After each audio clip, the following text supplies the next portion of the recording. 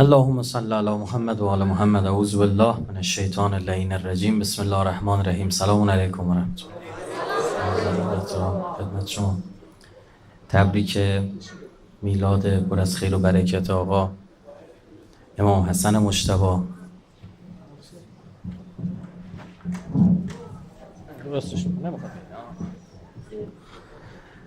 و آرزوی قبولی طاعات و عباداتتون. من خیلی سریع عرضم رو شروع کنم. میخوام راجع به خدا آقای امام حسن مجتبی صحبت بکنم. طبعا مستحضرید که ما مهمترین وظیفه‌ای که داریم اینه که امام زمانمون رو بشناسیم و تمام دار و ندارمون نسبت با ایشون سنجیده میشه. یعنی اصلا نمازی معنا داره که چقدر پسش امام شناسی باشه. بنی الاسلام علی خمس، اسلام بر 5 چیز، 5 پایه، یه میز 5 پایه فرض بکنید که وقتی اسم میبره معصوم فرمود مهمترینش ولایت. یعنی نمازو بدون امام معصوم، بدون امام شناسی، مثل 6000 سال نماز خوندن شیطونه. هیچ فایده هم نداره، تا جهنم هم میبردت. از شیطون که بیشتر نمیخواد نماز بخونی، که نمیتونی بخونی، خوند و فایده نکرد. چرا؟ چون خلیفت الله قبول نکرد، امامت آدم رو نپذیرفت. همین. خب این هم شنیدید شیعه و سنی مفصل نقل کردن که من مات ولم یعرف امام زمانه مات میتدن جاهلی. هر کس بمیره امام زمانشو نشناسه به مرگ جاهلیت مرد. یعنی ولی 100 سالم نماز بخون، روزه بگیره، عبادت کن، بدون شناخت امام زمان باشه باطل. وقتی راجع به فهم امامت که از اصول مذهب ماست و بلا فاصله تالی تل و نبوت اومده، از این جهت که بلغ ما انزل الیک و میگه برسون این امر رو اگر انجام ندی و مبلغ در رسالت. تو نبوت هم انجام ندادی. حتی 2 نفر از اهل سنت مثل بزرگان اهل سنت مثل بیضاوی و سبکی امامت از اصول دین میدونن. اینطوریه، یعنی جزء اصله. خب از امامت چی باید بفهمیم؟ یکی جایگاه امامت و یکی شخص امام، یعنی یکی شأن امام. اصلا امام کیه؟ یه نفر امامه یعنی چی؟ یکی هم که خب حالا هر عصری امامی داره. امام زمان من کیه به صورت مشخص؟ آقا حجت ابن الحسن العسکری رو من بشناسم، یعنی اون یه شخص. همونطور که یه نفر بعد امام حسین رو میشناخته، امام زمان خودش بوده، امام زمان اون زمان بوده، اون عصر بوده. امام علی امام اون عصر و امام اون زمان بوده. تو بحث امام شناسی خب اینا همه بزرگواران اهل بیت کلهم نورون واحد، همشون یه نورن، مثل برقن که بلا تشبیه تو این سیمه. همه یه جور برقه تو این سیمه الان این مسجد. منتها یه لامپی باعث میشه نور آبی باشه، یه لامپ باعث میشه نور زرد باشه. شرایط و مقتضیات اجتماعی اون موقع، سیاسی، اقتصادی، فرهنگی، اجتماعی، همه چی، امنیتی، اوضاعش باعث میشد یه امام قیام کنه یا امام قعود کنه. فلذا سیره اهل بیت خوندن خیلی به ما کمک میکنه. یعنی به نظرم کسی روی این مباحث وارد بشه، همون آدمی که تو این کوران این حوادثی که الان تو مملکت خودمون تو دنیا هست قشنگ میتونه حق و باطل اصلا تشخیص بده. چون این امامت فهمیده، نور امامت رو گرفته، میفهمه که بله امام حسن هم زمان امام حسین بود همین کار میکرد، امام حسین هم زمان امام حسن هم میکرد، کمان این کارو کرد. امام حسین علیه السلام 10 سال در زمان معاویه است، هیچ قیامی هم نمیکنه. درست شد؟ یزید میاد این کارو میکنه. امام حسن هم زمان امام حسین بود همین کارو میکرد. یا همه این بزرگواران مثل امیرالمومنین که حکومت و خلافت به دستشون میرسید همین کارا رو دقیقاً انجام میدادن، چون بهترین کار و درست‌ترین کار بود. خب حالا پس ما برای اینکه بتونیم امام حسن بفهمیم باید شرایط و مقتضیات زمانش رو خورده باز بکنیم. من سعی میکنم یه خورده امروزیش هم کنم که به دردمون بخوره، یعنی نه که مقایسه کنم و خودتون این مقایسه رو انجام میدید طبیعتاً. اولا به لحاظ سیاسی به لحاظ دینی گوش کنید، اهل بیت رو خوب نداشته باشید، اهل بیت رو امام نمیدونسته کسی، معصومم نمیدونستن، بچهای پیغمبر میدونستن. احترامی که برای مثلا یه عالمی مثلا میگه آی نوه آیت الله امینی ها، نوه اینجوری بلاتش همین. حتی در زمان اوایل، یعنی بعد از اینکه سقیفه‌ای ها حاکم شدن، رجوع به اهل بیت یه جورای عملاً جرم بود. شما حدیث نقل می‌کردی می‌زدنت، شلاق داشت، حکم شلاق، بخشنامه حکومتی بود، در کسی از پیامبر حدیث نقل کنه بزنیدش. اصلا نمی‌رسید کسی حرف گوش نمی‌کرد. امیرالمومنین اواخر در زمان خلیفه سوم مثلا تبعید شد، بیرون مدینه زندگی می‌کرد، توی باغی زندگی می‌کرد، تو شهر هم راش نمی‌دادن. یا امام حسن مشابه زمانی که می‌خواست سخنرانی کنه برای مردم، کسی حرفش گوش نمی‌کرد، سفره مینداخت، اینه که دارن غذا می‌خورن یه نیم ساعتی از رفت فرصت داشته باشه حرف بزنه. اینجوری بودن. اگر شما تصورتون بر اینه که مثلا اینا اهل بیت معصوم میدونستن، زهی خیال باطل، زهی خیال خام. سرجم تو کل جهان اسلام تو اون موقع 100 نفر نبودن که قائل باشن امام علی معصومه، چه بس حرفاشون معلومه. مثلا شما همین زیارتنامه ائمه اولیه ما رو نگاه بکنی، من بارها عرض کردم، زیارتنامه ائمه اولیه ما رو نگاه میکنی، اصلا داری بهشون فقط جواب تهمت ها رو میدی. من شهادت میدم، انی اشهدو، که چی؟ قد اقمت الصلاه، نماز میخونی. چرا؟ چون وقتی امیرالمومنین به شهادت رسوندن، گفتن علی رو کجا زدن؟ گفتن تو مسجد. گفت تو مسجد چیکار داشته؟ علی که نماز نمیخونده توشون. حالا نباید یه شهادت بگی والله تو نماز میخوندی؟ با آتیت الزکات و امرت بالمعروف و نهیت عن المنکر. اینو شما بذارید با زیارت مثلا آل یاسین و زیارت جامع کبیره که مال امامای پایانیان، امام هادی آقا صاحب زمان، مثلا یکی کنی، قابل مقایسه نیست. اونجا میگفتی من شهادت میدم تو امر معروف نهی از منکر میکردی، اینجا میگی من شهادت میدم چی؟ المعروف ما امرتم به، المنکر ما نهیتم. معروف اون چیزی که تو بگی، منکر اون چیزی که تو بگی. اصلا هر چی شما بفهمید اون معروف و منکر ما رو مشخص میکنه. اینقدر شرایط سخته. حتی نزدیکترین افراد مثلا به اهل بیت، مثل ابن عباس. ابن عباس وقتی حرفایی که زده بررسی میکنی باور نداری اسم معصوم میدونست اماما رو. شکی حرفایی که میزنه. طرف مثلا نشسته اومده از امام حسین سوال میپرسه، ابن عباس و امام حسین نشستن کنار هم دیگه، بعد داره سوال میپرسه، خب ببخشید استاد یه سوالی داشتم، مثلا امروزش کن. امام حسین برگشت فرمود بفرمایید. گفت با تو نیستم، با حضرت استادم، با ابن عباسم. بعد جالب ابن عباس هم نمیگه خاک بر دهان من و خاک بر دهان تو میفهمی جلوی کی داری حرف میزنی، اینا مثلا این خاندان چیان و فلان، یه لبخندی میزنه و میگه خب سوالات جواب بپرس.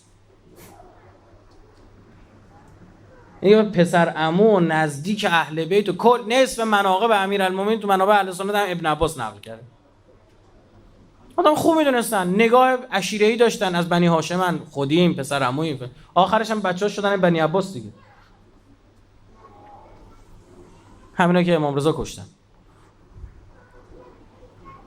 امام رضاها کشتن، دست بنی عمر از پشت بستن. اینا کسی باور نداشت. میگه علی یه کارایی میکنه. اصلا ما داریم امام حسن به حکومت رسید، ابن عباس داره مشاوره میده، میگه مثل بابات نباش، بابات سیاست نداشت.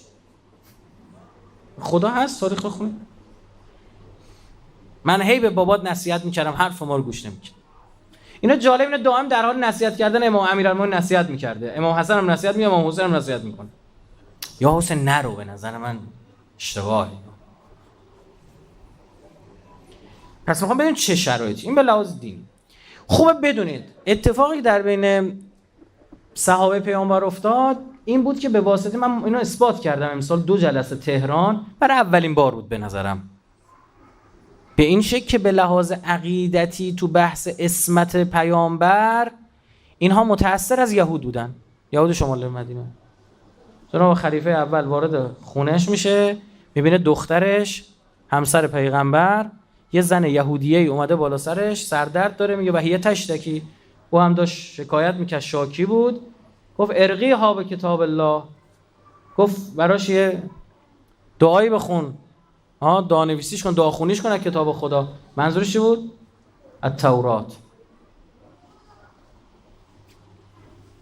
اینا مستندترین منابع اهل سنت ها، مولا درزش نمیره. اینا متأثر از یهود بودن. یهود یه انحراف عقیدتی داشت. انحراف عقیدتیش این بود که پیامبر رو فقط تو وحی معصوم میدونست. متوجه شدی؟ فقط تو وحی میگفتن پیغمبر اونجا که قرآن بهش وحی شده معصوم بوده، بقیه کاراش نه. برای همین وقتی پیامبر حرف میزد اینا میگفتن خب این الان وحی بود یا حرف خودته؟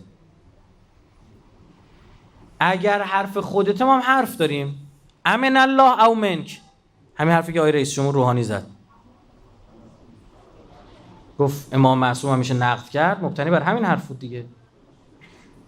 که من یه نامه سرگشاده بهشون نوشتم، گفتم همون من کچلواری تو آخون چی داری میگی؟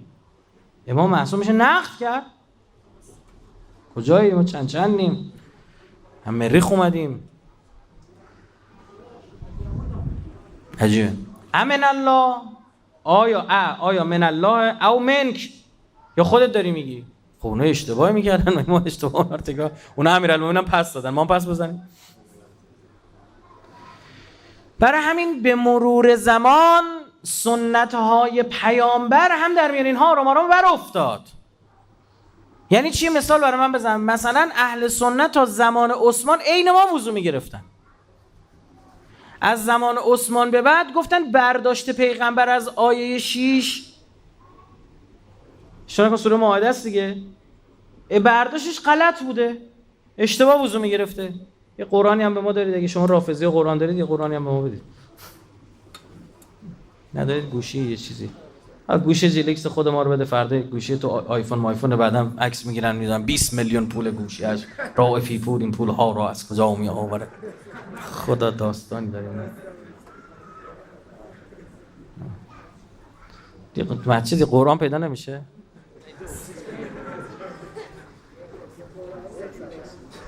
یا خونه رفت بیاره؟ آره بده بزنش تو دستمال کاغذی خطیه. اینم در به داغون موبایلش با بنده خدا. اما جلیکس ما بهتره. اعوذ بالله من الشیطان الرجیم. یا ایها الذین آمنو، ای کسایی که ایمان آورید، اذا قمتم الی الصلاة، وقتی برخواستید برای نماز برپا داشتن نماز بخونید، فغسلوا، یعنی چی؟ پس غسل بدید، یعنی بشورید. غسل یعنی شستن. وجوهکم، صورتاتونو، و ایدیکم، و دستاتونو، الی المرافق، تا کجا؟ تا آرنج. صورتتون و دستاتون تا آرنج بشورید. خب این کارو داریم میکنیم. حالا گوش کن. وامسحوا، مس بکشید. کجا رو؟ به رؤوسکم، کجا؟ میکشیم. و ارجلکم، و پاهاتون، الی الکعبین، تا این برآمدگی. خب این که همینه. جالب بدونید تا زمان عثمان بود، بعد اون گفتن نه خیر اینطور نیستش. چی شد؟ گفتن ببینید پیامبر اشتباه وضو میگرفته، پیغمبر تو وحی معصومه، تو غیرش که نیست، برداشتش غلط بوده. به عنوان یه مسلمون گوش کن، این حرف درسته، خدا فرستاده. چون وقتی پیامبر داشت جان میداد، لحظات آخر زندگی شریفش بود، به خلیفه دوم گفت، اونجا پیامبر فرمود آتونی به صحیفه و دوات اکتب لکم شیئا لن تضلوا بعدی، برای من یه قلم کاغذ بیارید، یه چیزی براتون بنویسم که بعد از من هرگز گمراه نشید. 7 جای صحیح بخاری این اومده که بلند شد گفت ان الرجل لا یهجر غلب علیه الوجع، این مرد داره هزیون میگه، هزیونگویی برش غلبه کرده، نمیفهمه دیگه چی میگه. گرفت اونا رو پاره کرد، پر کرد اون طرف، دو دسته شدن مسلمان، دعوا شد. پیامبر فرمود قوموا عنی، پاشید برید. سوال چرا بعدش ننوشت پیغمبر؟ چون فایده نداشت. بعدش هم می‌نوشتن گفتن در حال گیجی نوشته، ما قبول نداریم. میخوام بگم این فضا میگه هست. بعد چی گفت؟ گفتم چیکار؟ گفت حسبنا کتاب الله، بابا قرآن داریم، خودمون میفهمیم، عربی راجع. این آقا یه پستچی بوده، خبر خدا رو آورد، چلاق که نیست، خودمون میخونیم. بفهمی از کجا شروع شده ماجرا. بعد شروع کردن گفتن خب فغسلوا وجوهکم، صورتاتون رو بشورید. باشه میشوریم. و ایدیکم، دستاتون رو باشه میشوریم. الی المرافق، تا آرنج ها نه، الا یعنی به سوی. اهل سنت وضو چی شد؟ به این شکل. آب میریزن تو مشتشون، به این اینا اینجا در اومد. با قرآن داریم یه الا المرافق و پیغمبر اشتباه میگه. بعد گفتن آقا هر الهی یعنی به سوی این اله داره اندازه نشون میده. آقا جون شما مثلا میخوای دیوار رنگ بزنی، نقاش میگه داداش شما سابکاری دیگه، میگه تا کجا رنگ بزنم؟ میگه تا سقف رنگ بزن، تا وسط دیوار رنگ بزن. وقتی میگه تا سقف رنگ بزن، کدوم نقاش نادونی از پایین به بالا رنگ میزنه که رنگ دوباره شره کنه بریزه پایین؟ همه از بالا به پایین رنگ میکنن. تو این میگه تا سقف یعنی چی؟ یعنی به سوی الی سقف. گفتن نه ما برداشتمون اینه. داریم روایت داریم میگه که ما تا زمان عثمان، ما در زمان پیامبر 2 شستشو داشتیم، 2 مسح. غسلین داشتیم و مسحین. بعد چی شد؟ هیچ چیز گفتیم برداشت غلط. 2 یعنی که ومسحو فغسلوا یعنی بشورید. چه چیز را؟ به این میگن تو فارسی چی؟ مفعول. چه کسی را دیدی؟ چه چیز را خوردی؟ مفعولا تو عربی چی میگیرن؟ منصوب میشن، میگیرن. برای هم نگاه کن میگه وجوه ایدی یا داره. حالا اینجا دقت کن. بعد میگه خب وامسحو مس بکشید چه چیز را؟ به رؤوسکم. این داره. بعدیش و ارجو لکم. این به رؤوسکم هر کسی اینقدر عربی خونده باشه میدونه که چرا اینجا گرفته؟ به خاطر به اولش حروف جرن. گفتن نه، اعا با اعا با اعا. چون این محلا منصوبش رو باید لحاظ میکردیم. خب چون اینجا این ارجلکم با وجوه و ایدیه، این فضاه خود پیغمبرش رو قبول ندارن. امو بعد اومده نوه پیغمبر قبول داشته باشن. چی میگی شما؟ با برداشت تو اینا برداشت ما. برای تا زمان عثمان مس میکشیدن، بعد زمان عثمان ما برداشت. آقا پا کثیف گلیه فلانه به همانه، والا شیعه هم میگه پا گلیه اول پاتو بشور تمیز خوش کن بعد تازه وضو بگیر. دستت رنگیه خواهل رنگو پاک کن درست کن بعد بشور. چیزایی میگن. این واقعیته. این عین نظر یهوده. یهودی هم گفتن پیغمبر فقط تو وحی معصومن، بقیه جا یکم مثل تو. برای هم پیغمبر زناکار دارن، پیغمبر دزد دارن، پیغمبر عرقخور دارن. همه رو تحریف کردن رفته.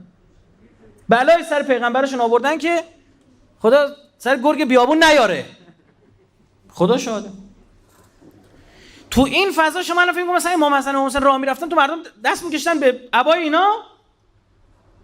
نه بابا تو نه به پیغمبری. بعد تازه حکومت سالها دست اونا بود، تغییرات به وجود آوردن، تاثیرات فرهنگی به وجود آوردن. اینا خیلی چیزا رو تغییر دادن، خیلی چیزا رو. یک جوری که اصلا تو شامات که اهل بیت اصلا قبول نداشتن. بعد حالا اینا یه کار دیگه هم باز متأثر از یهود بودن. اون چی بود؟ سیاست، حکومت و وحی در یک عشیره نباید جمع شه. این عین حرف خلیفه دوم. میگه حکومت داری و وحی و نبوت در یک خاندان نباید جمع شه. بنی هاشم چی داشته؟ نبوت داشته. حکومت مال غیر بنی هاشم از قریشه. متوجه شدید؟ جدایی سیاست از دقیقاً اصلا مال یهوده. آقا یه مثال برام بزنم اثبات کن مال یهود رو چشم. تو این یهودیا کیا به حکومت رسیدن تو پیغمبرشون؟ سلیمان، داوود. دقیقاً میگن این دوتا پیغمبر نیستن. یعنی یا نذاشتن پیغمبرشون حاکم شن، گفتن تو نبوتی، حکومت مال پادشاه هاست، یا اگه احیانا از دست اینا در رفت دیگه، پیغمبر شدن نکشتنشون. افغان رستم پیغمبر رو رد میکردن تو بین بنی اسرائیل. 50 تا یا 70 تا پیغمبر یه بین الطولین سر بریدن. اینقدر خوشگل بعدش رفتن کرکره مغازه دادن بالا که انگار مثلا اتفاقی افتاده. گفتن حالا که داوود و سلیمان علیهم السلام ما میگیم، اونا میگن کینگ دیوید، کینگ سلیمان، پادشاه، ملک پادشاه. میگن حالا که به حکومت رسیدن پس پیغمبر نبودن. یعنی چی؟ یعنی من مسلمان قبول دارم حضرت داوود و سلیمان پیغمبر بنی اسرائیل بودن ها. خود یهودی اینا رو پیغمبری به رسمیت نمیشناسن. میگن کنارشون یه آدم حکیمی، یه پیغمبری مشاوره بهش میداده، صدقیه یا نبی. اینم آوردن گفتن خب شما بنی هاشم نبوت داشتید، شرمندگی حکومت بال ماست. خب حالا بحثای می‌بینین چی؟ آقا دعا خواستید بخونید بر بچه‌تون فلان اینجور چیزا، برید سراغ بنی هاشم. اینا نماز شب بخونن و با اینجور چیزا با حکومت کارنش میشه. حالا یه سوال، تو همونم گذاشتن به مردم رجوع کنن؟ نه. برای اهل بیت تو بنی هاشم آلترناتیو تراشیدن، بدل تراشیدن، رقیب تراشیدن. کی؟ همین ابن عباس. مثلا بارون نمیاد تو زمان خلیفه دوم. جالبه، خلیفه دوم میره متوسل میشه به عباس عموی پیغمبر که بارون بباره. میگه حالا میخواید به بنی هاشم تو مسائل دینی رجوع بکنید برای سوالات شرعیتون، سراغ علی نرید، ابن عباس هست، عباس عموی پیغمبر هست.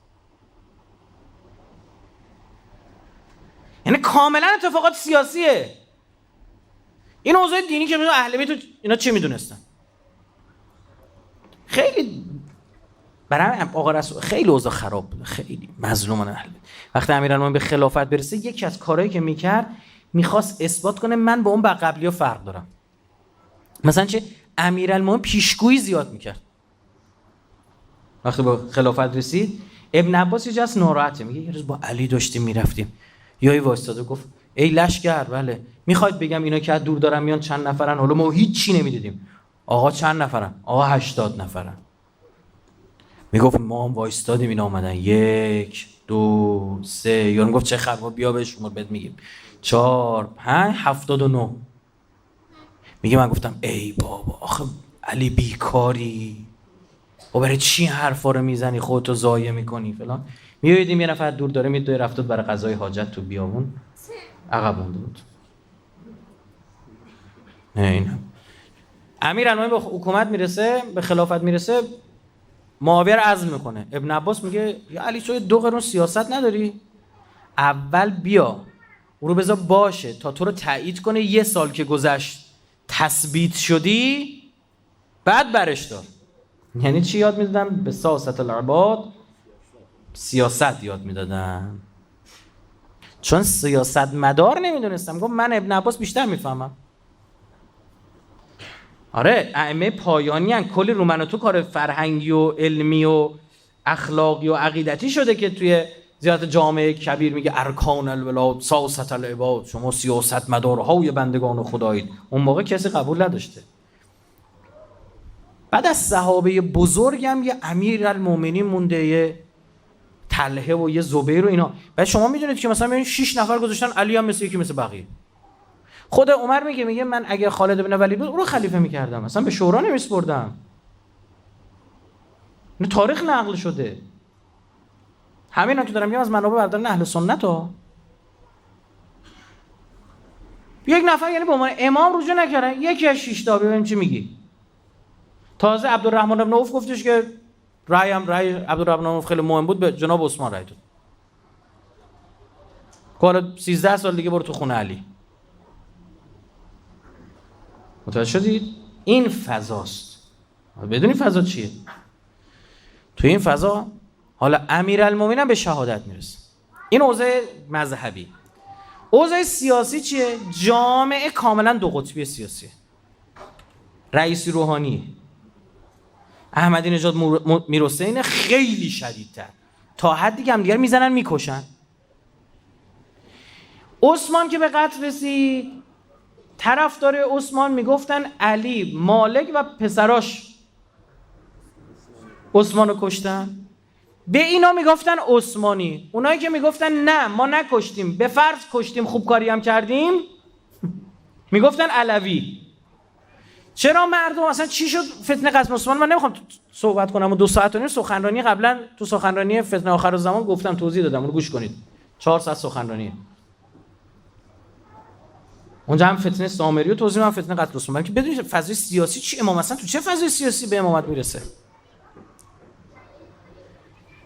جامعه یا عمدتاً طرفدار امیرالمومنین بودن یا عمدتاً طرفدار عثمان. بقیه گروه ها تعداد زیادی نبودن. بقیه گروه چند گروه بودن؟ 3 تا گروه دیگه هم بودن. یه گروه هم امیرالمومنین رو قبول داشتن، هم عثمان رو قبول داشتن، هم ابوبکر رو قبول داشتن، هم عمر رو. همه خلفا رو قبولش. اینا خیلی تعدادشون کم بود. میگفتن بابا با ما چی کار دارید؟ به ما چه با هم دعوا کردن؟ همشون خلفان، بعد حرفشون گوش کنیم. که الان معادل چی میشن؟ برادران اهل سنت ما. اون الان زیادن، اون موقع خیلی کم بودن. اون موقع اقلیت بوده. خب به اینا گفتن اهل جماعت. یعنی همه رو قبول. یه عده دیگه بودن میگفتن که ابوبکر و عمر خوب بودن. این دو تا دومات خراب کردن. سحرین. یعنی دو تا دومات. یعنی حضرت علی و عثمان کار چیکار کردن؟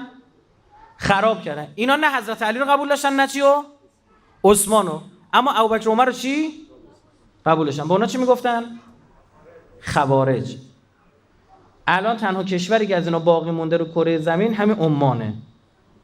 بهشون میگن اباضی، فرقه اباضیه. گروه سوم چی بودن؟ گروه سوم میگفتن که ابوبکر بر حقه، عمر هم بر حقه، حق با عثمانه، علی کشتش. به اینا گفتن عثمانی. خیلی زیاد بودن. گروه دیگه میگفتن نه، ابوبکر بر حقه، عمر بر حقه، عثمان به حق نبود، علی بر حقه. خیلی عجیبه. به اینا گفتن علوی یا شیعه. یعنی شیعه که الان به من و شما میگن اصلا اون نیست. فلزا تاریخ میخونی فلانی شیعه بود، اصلا شوتی. شیخین رو قبول داشته، یعنی جناب خلیفه اول و دوم رو قبول داشتن.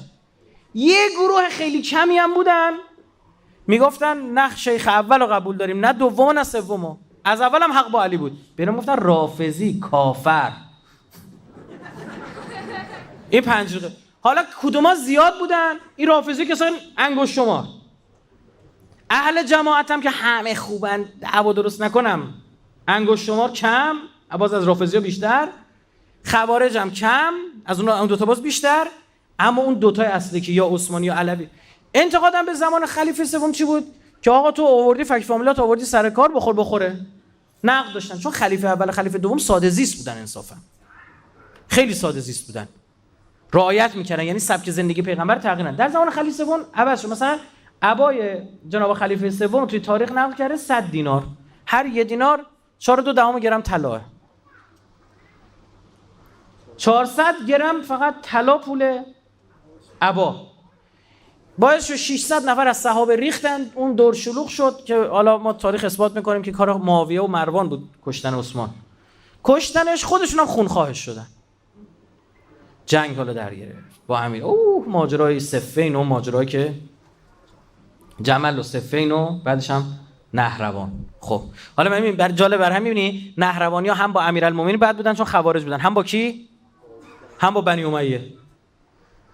چون خوارجه گفتیم که فقط گفتن دو شیخین خوب بودن، دو تا اولیه. حالا این سخنرانی بعدن یه بار دیگه بشین گوش کنید، صوتشو گوش کنید که قشنگ گروه بندی یادتون بمونه، به درتون میخوره.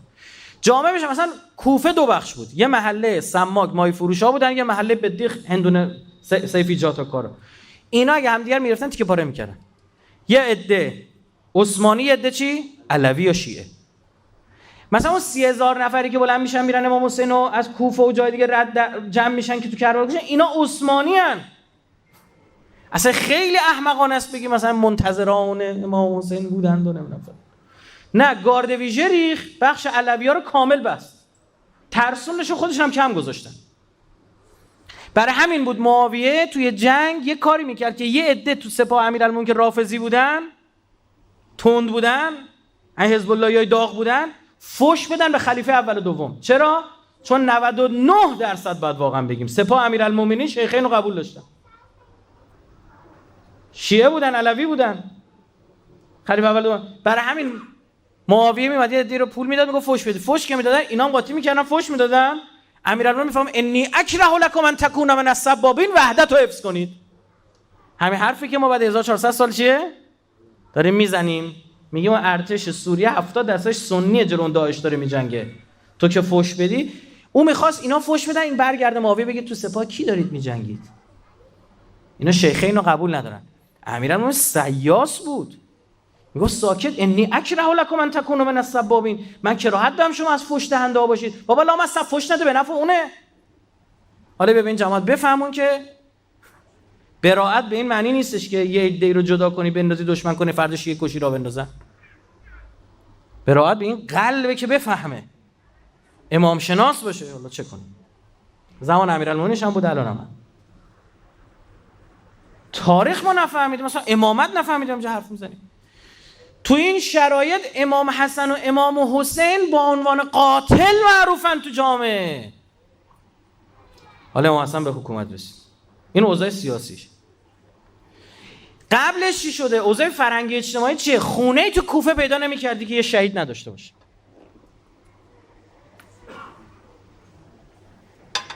یه کشته جنگ نداشته باشه. 100 تا 110,000 تا 3 تا جنگ دوران امیرالمومنین کشته داد. برای اون جمعیت خیلی از 110,000 تا. ما تو جمعیت الان جنگ 8 سالمون 8 سال جنگ 220,000 تا شهید داد. تمام کوچه ها پس کوچه ها اسم شهیده. خانواده رو پیدا نمی‌کرد. برای همین دیگه نمیخواستن به جنگن. بعد از صفین امیرالمومنین نتونست اینا رو به جنگ راضی کنه. اصلا اونجا هم که گفتن بریم با نهروان بجنگیم، امیرالمومنین نمیخواست با اینا درگیر شه. میگه وا اینا من آرومشون میکنم، باش احمق نفهم من با صحبت آرومشون میکنم. خود اینا پیشنهاد دادن یا علی اول اینا بریم بزن. چرا؟ چون میدونن اینا تعدادشون کمه، راحت میرن میجنگن. گفتن بریم یه استراحت کنیم برگردیم. دیگه حضرت نتونست اینا جمع کنه. دیگه نتونست. اینجاست که حضرت به گریه میفته، میگه تابستون شما رو به جنگ فرا میخوانم میگویید هوا گرم است، زمستان فرا میخوانم میگویید هوا سرد. خدا مرگتون دهاد. شما مرد نیستید، شبیه مردید، الکی ریش سیبیل دارید. شما اشباحید.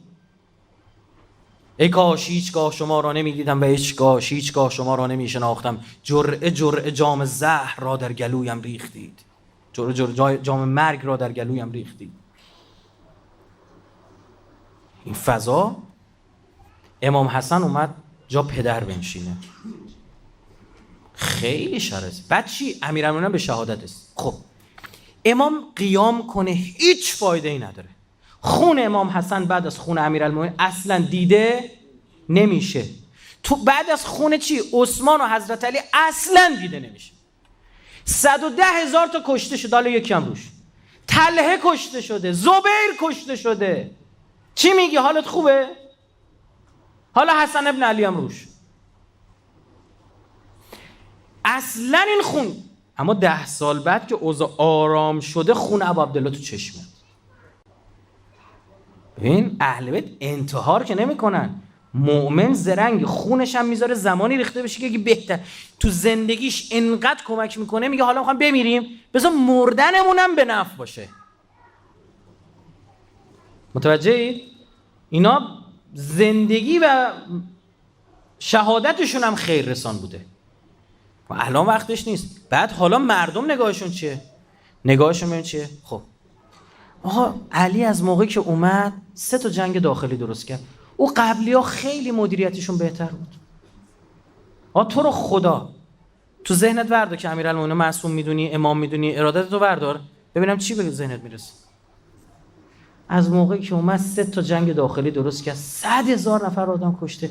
میرفتی یاد میگرفتی از خلفای قبلی. خلفای قبلی والا با خودمون نجنگیدن، با ایرانی‌ها جنگیدن، طلا و کنیز آوردن. با رومیا جنگیدن، سرزمین فتح کردن. با مصری‌ها جنگیدن، فقط برای ما خیر و برکت رسوندن. از زمین و آسمون برای ما طلا و بیت المال و اینجور چیزا برای ما رسید. این علی 5 سال بود 3 تا جنگ با خودم. حالا بریم به پسرش رای بدیم، بریم با صندوق به پسرش رای بدیم. آی مردم، حسن ابن علی بیاد همتون کشته اید، اینه باباشه، بیاد جنگ درست میشه. بیاد سراغ من، جنگی در کار نخواهد. این یه نکته. 2 تشویش اذهان عمومی که چی؟ اینا خودشون قاتل بودن. معاویه بالا منبر میرفت توی شام، یک منبری انگشت دست زن عثمان اینور آویزون میکرد، اون از شوهرش دفاع کنه زدن انگشتش پرید. پیرهن خونی عثمان که الان ضرب مثل شده دیگه، پیرهن عثمان رو میبره، پیرهن عثمان یعنی همین، آورده اینور منبر گریه میکرد میگفت آخ آخ آخ قتل مظلوما. حجته.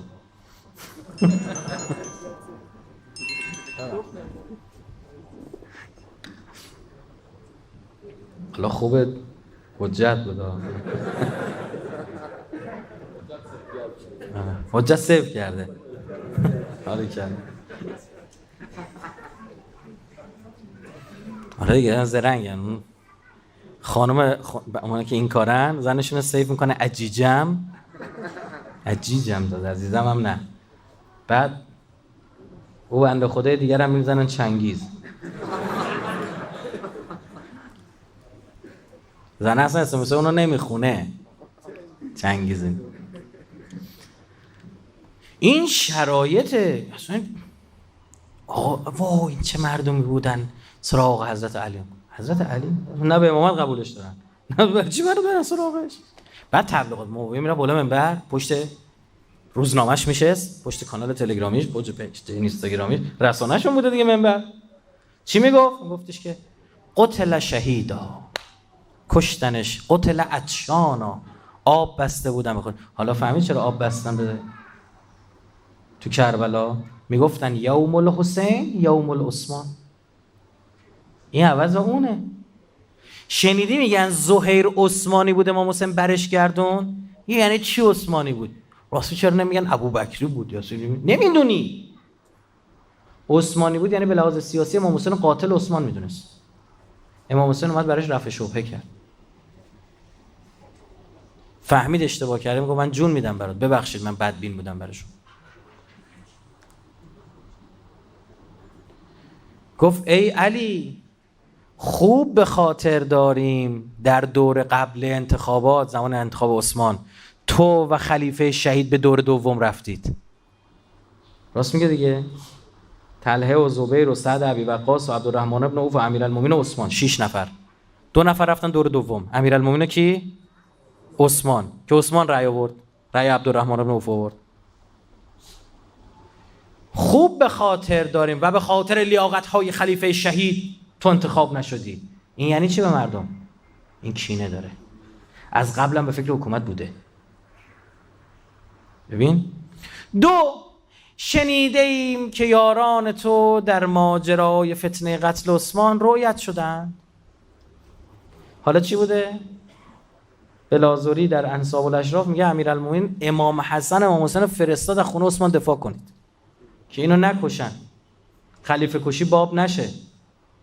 خلیفه قبلی رو کشتن، خلیفه دومو اگه ایران بکشن دیگه از این بعد مد میشه، میزنن حاکماشون رو میکشن، سنگ رو سنگ بند نمیشه. میگن اهل سنت بودن که امام حسن تیرم خورد تو این خونی هم شد. و شنیده ایم که حسن با لباس خونین در ماجرا رؤیت شده است. مردم چه برداشت میکنن؟ کشتن دیگه. 3 علی شنیده ایم همانها که خلیفه را به شهادت رساندند بلافاصله با تو بیعت کردند.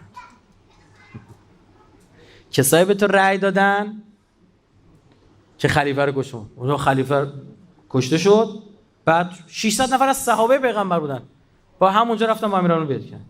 4 راستی یا علی چرا دادگاه قاتلان عثمان را برگزار نمی کنی؟ امیرالمومنین 5 سال خلیفه بود، دادگاه برگزار نه. میتونست دادگاه برگزار کنه؟ خودش متهمه، هر کاری کنه اعدام بکنه میگن نه اصلیه یکی دیگه بود اینو اعدام کرد. من دیدین سلطان سکر گفتن اعدام کرد؟ نه این که اصلیه نبود که، این انداختنش جلو، اصلیه یکی دیگه بود. 20 سال حکم میداد، این 30 سال بودا، 20 سال حکم دادا. بعد سوال ما آقای معاویه تو که بعد از امیرالمومنین به خلافت رسیدی، تو چرا دادگاه برگزار نکردی؟ یه روز امیرالمومنین تو مسجد نشست و گفت کدوماتون نقش داشتید تو ریختن دور خونه عثمان؟ همه مسجد بلند شدن و خودشون هم زدن زیر خنده. چیکار کنی؟ کل جامعه رو بری دادگاه؟ الان میگن آقا چرا دادگاه امیرحسین کروبی برگزار نمی‌کنم چه حذف نگرشتی؟ مردم 13 میلیون مردمش رأی دادن، چی ببری دادگاه برگزار کنی؟ حکم اعدام بدی؟ کس فردا بگن شهید؟ بگی بنویسی زندان؟ چیکار کنی؟ هیچ کاری نمیتونی بکنی. آقا مگه جناب عایشه علیه امیرالمومنین قیام نکرد تو جمل؟ امیرالمومنین باید چی کار میکرد؟ طبق شرع و قانون اهل سنت باید میکشت.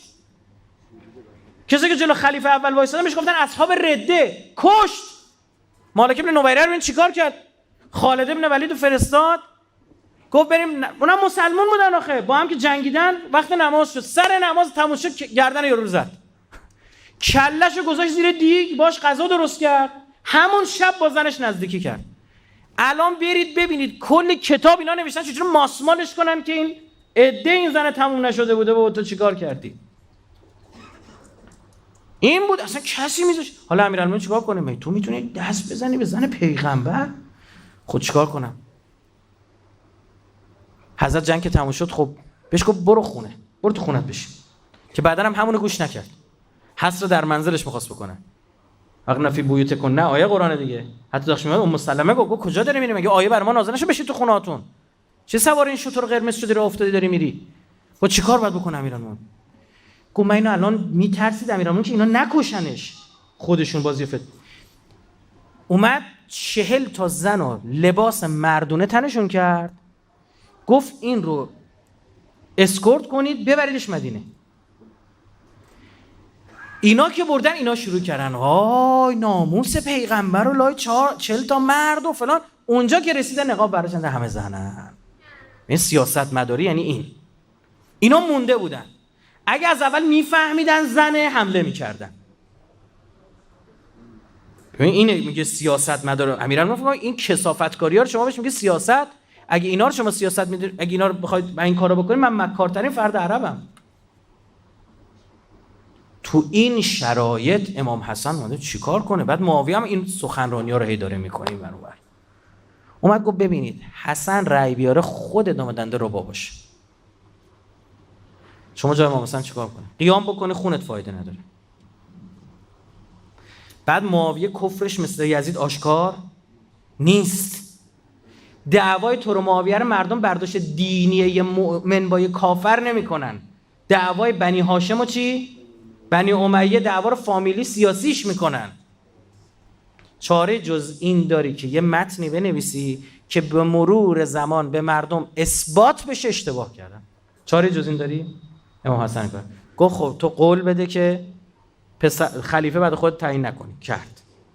قول هر چی 10-12 تا شرط نوشت همه رو زد زیرش. اصلا امام حسن شرایط فراهم کرد برای قیام امام حسین. زمان امام حسین دیگه مردم بیخ گوششون گفتن اشتباه کردیم به این یارو رأی دادیم، ما راست میگفتن ها، پدر ما رو در آورده با خدا. اصلا بنی امیه دوباره اومدن سوار دوش مرد، عجب اشتباهی. زمزمش بود بینشون. زمزمه هست که مردم کوفه 18,000 تا امضا میزنن که آقا پاشو بیا ما به تو رأی میدیم. دعوتش کردن به انتخابات، آقا شما هم بیا کاندیدا شو، میخوام امروزش کنیم. رفتی سراغ نفر از بنی هاشم، آره آقا جان پاشو بیا اشتباه کردیم، غلط کردم واسه روزا گذاشتم. شرط امام مجتبی اینه، خیلی سخته، خیلی مظلوم حضرت، خیلی. حضرت با این وجود گفت باشه من جلو معاویه میجنگم. 12,000 نفر سپاه جمع کرد رفت، اونا چند 10,000 نفر جمعیت آوردن وایستاده بودن. بعد حالا سپاه امام حسن کیان؟ یه دست خوارجن که اصلا خود امام حسن هم قبول ندارم، میگم فعلا با حسن ابن علی بریم با معاویه بجنگیم. علی که کشته شد معاویه مونده از اون جنگ قبلیه. معاویه رو اصلا امام حسن اصلا قبول ندارن، فقط میگم فعلا از حب علی نیست، از بغض معاویه است. این در مثلا شنیدید میگه فکر نکنه عاشق علیه، نه از معاویه بدش میاد. شب خوابیدن، صبح بلند شدن، فرمانده لشکر امام حسن داداش همین عبدالله ابن عباس بود، عبیدالله ابن عباس. 1,000,000 درهم پول داد معاویه. عرب عدد میلیون نداشتن، گفته 1000 1000 6 تا صفر. 1,000,000 درهم داد. عبیدالله ابن عباس. امام حسن از خواب بیدار شدید، فرمانده لشکرش نیست. فکر کن فرمانده مثلا کل نیروی مسلح برس فردوی تو تل چقدر بعد تنها بره؟ 2/3 سپاه هم برد. 8,000 نفر هم برد. 12,000 نفر. یه مولا صبح بلند شدید با 4,000 نفر مونده، اونقدر که از اول بودن اونا هم رفتن. بعد تازه این 4,000 نفر موندن خلصا هم نیستن، خوبا نیستن، مخلصا نیستن، خوارج هنوز توشونن. همزمان با این اتفاق معاویه تو سپاه امام حسن شایعه کرد، 2 نفر رو فرستاد به امام حسن مذاکره. اومدن تو خیمه داشتن برمیگشتن، امام حسن وایساد به نماز. به نماز که وایسه مونه، نماز که سر نماز حرف نمیزنه. اینا شروع کردن خب الحمدلله جنگ تموم شد. شایعه انداختن که امام حسن چیکار کرده؟ صلح کرده، آتش بس امضا کرده. این شایعه یهویی کسایی که اومده بودن برای غنیمت تو جنگ شرکت کنن گفتن سر ما بی کلاهمون، وایستیم غنیمت جمع کنیم. جنگی نبوده غنیمت جمع کنی. از کجا غنیمت جمع کردن؟ از سپاه خودی. درگیری شروع شد. آقا چشت روز بعد نبینه امام حسن به آخر نمازش رسیده خیمه دور امام حسن رو کندن. نخندید، آدم باید بمیره بخوش این حرف. بعد توی خیمه رو خالی کردن. اگه ظرف آبی بود و هرچی بود، فقط مولا موند با یه سجاده زیر پاش. 2 تا اینا اومدن سجاده حضرت رو در حین نماز خوندن از زیر پاش کشیدن که حضرت به صورت خورد زمین.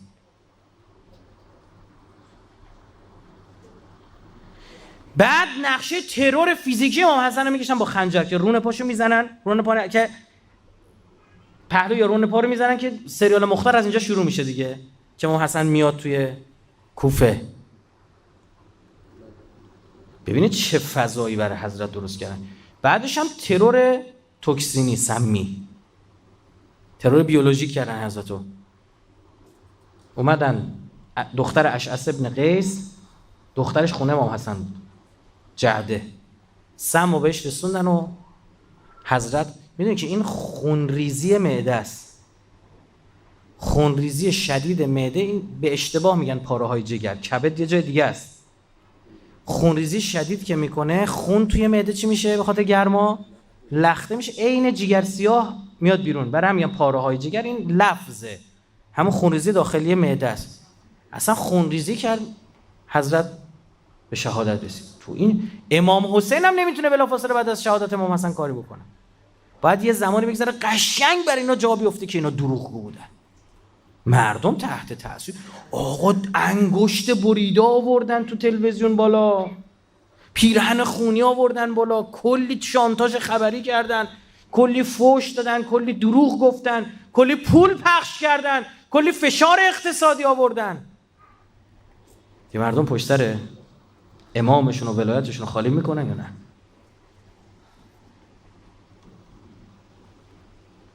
فضا اینه. بعدم میشه فوش میدی به مردم کوفه و اونا چه به دست سوخته امام حسن و قدرش نستن وای بر ما فلان. نه، فضا رو امروزی کن.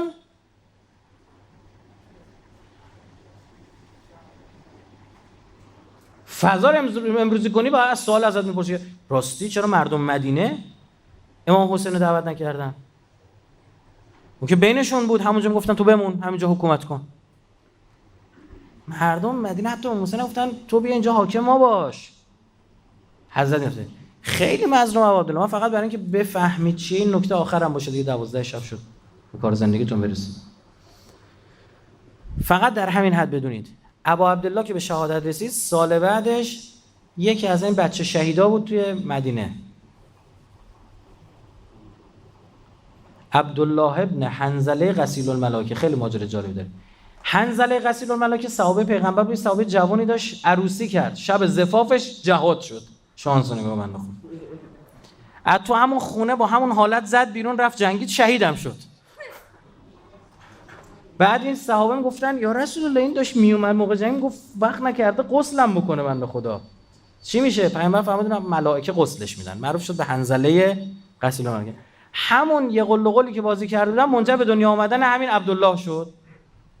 یعنی پدرش هم ندیده بود. عبدالله ابن حنظله چی؟ غسیل الملائکه. خب تا اینجا نگاه کن، این آقا کجا؟ نوه پیغمبر کجا؟ قابل مقایسه؟ سال بعدش این آقا دستور جهاد میده علیه یزید، 10,000 نفر بیعت مرگ میکنن بهش. بیعت مرگ عرب یعنی انقدر پات میجنگم تا کشتش. 10,000 نفر که نصف این جمعیت به امام حسین پیوسته بودن تموم بود.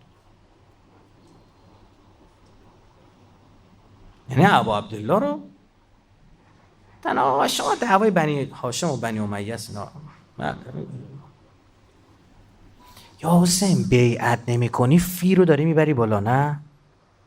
چون یزید میخرید همه رو دیگه، اینه باباش. قیمت رو داری میبری بالا، نه؟ چند؟ میلیون درهمی نیست قیمت، نه میلیون دیناریه. اینا میبخشیدن. در مورد پادشاه‌ها اینا نقش پادشاه عباسی که اونا که اصلا دیگه دیوانه بودن، چون اونا همینجور فتوحات. هارون که میگفت من اصلا لعنت الله علیه، میگفت من اصلا سالی یه بار یه سال در میون میرم حج، میگفت من وقت نمیکنم به فتوحاتم سرکشی کنم. ختنه سوری میگرفتن برای بچه‌هاشون، عروسی میگرفتن، چی پخش کنن خوبه، مثلا اسکناس، دلار، برو بالاتر، سکه طلا کامل بهار آزادی، تومار مینداختن بالا، میومد دستت حاکم کوفه ای. اینجوری این فضا بوده. آقا عین اعجاز والله که امروز تشیع مونده. ای زحمت اهل بیت. حالا امام شناسی یعنی این که فهمید چه سخته. امام حسن بهترین تصمیمو گرفت. اون لحظه مردمی رو که اشتباه رأی داده بودن رو باید کاری میکردی، فرصت میدادی براشون جا بیفته، خودشون بهشون اثبات بشه، بفهمن گول شانتاژ خوردن، گول تبلیغات خوردن، و بعد بتونن تصمیم چی بگیرن؟ اصولی و درست. اون زحمت ها کشیده شد که تو از امام حسین تا امام رضا انقدر شرایط فرق کردی که پیرهن امام رضا سر نخش دعوا شد دیگه. میلیاردی دعوه خزایی پیرهنشو فروخت. یه پیرهن امام رضا رو گرفت، یه آستین برداشت برای خودش، یه پیرهن بدون یه دونه آستین رو به کل مردم قم و ری بخشید که یعنی پولشو گرفت، تیکه تیکه نخشو سکه طلا دادن خریدن، میلیاردر شد. متوجهی؟ حالا یه سوال، این پیرهن امام رضا، یه پیرهن هم از پیرهن امام حسین، اون پیرهن هم تیکه تیکه کردن، این پیرهن هم تیکه تیکه کردن، اون کجا و این کجا؟ این نتیجه چیه؟ نتیجه چیه که امام حسین از شهر اهل سنت در نیشابور رد کردن. اون موقع 60,000 نفر میگن فقط یه روایت برای ما بگو یا ابن رسول الله. حالا امام حسن میخواد حرف بزنه برای اینا، بعد سفره غذا بندازه تا گوش کنن. کریم اهل بیت 3 مرتبه کل ثروتشو بخشید، جارو زد ریخت بیرون، هیچی نمون.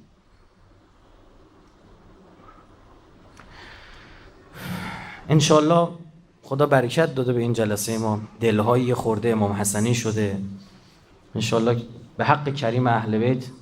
نمیدونم یه سری حاجات خودمون داریم، اما خدایا بذار امشب ما یه جور دیگه دعا کنیم، بگیم اون چیزی رو که خودت بهتر میدونی الان برامون خوبه، ما نمیفهمیم. ما این بچه میگن بهمون پول ایدیامونو بدن، همشون شکلات میخریم، نمیدونیم چی برامون خوبه. اون چیزی که برامون خوبه همون انشالله به حق کریم اهل بیت به همه ما عطا بفرما. اللهم عجل ولیک الفرج والعافیة والنصر وجعلنا من خیر اعوانه و انصاره و المستشهدین بین یدیه. خداوند انشالله همه ما رو از مسببان اصلی و خیر در ظهور آقامون صاحب زمان قرار بده.